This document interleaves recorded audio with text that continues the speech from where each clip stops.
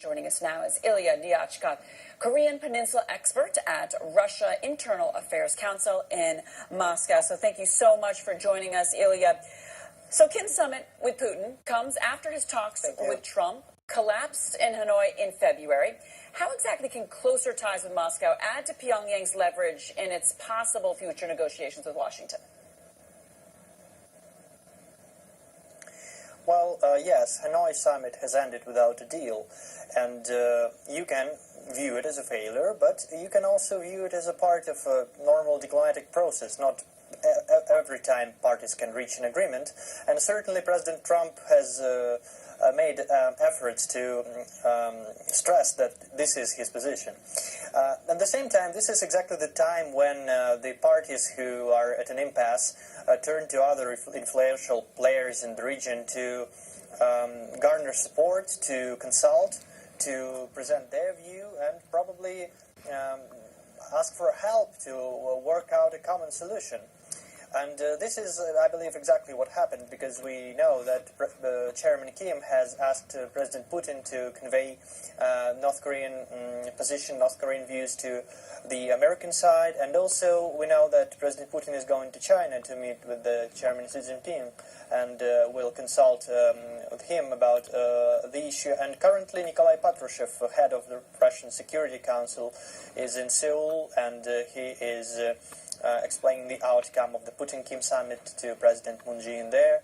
Also, we know that Russia has engaged with in consultations with top U.S. officials. So I believe that maybe we are facing a start of a new multilateral process. But Russia is in this process not to become leverage for another party, but rather to further its own interests. And what these interests are is quite simple. We want to ensure a peaceful and stable environment to develop Russian Far East.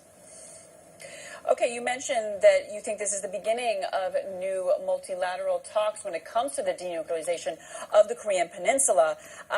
We've been hearing the term six-party talks again from our own correspondents. And then our correspondent Dan Ashby talking about Russia just really trying to flex its diplomatic muscle here. Exactly what does Moscow want out of this meeting and out of future relations with the DPRK? Well, the thing is that Korea for Russia is a neighboring country and a very close neighbor we have very long-standing relations with.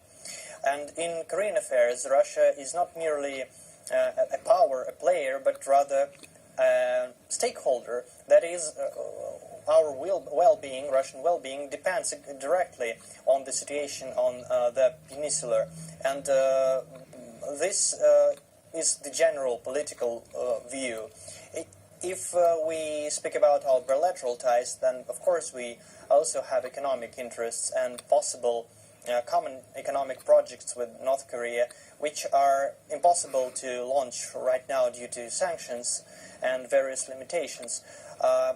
Also, as a far-off perspective, we have trilateral cooperation between South, North, and Russia, which would be mutually beneficial for all involved parties, both in terms of political gain and economic benefit. So this is it.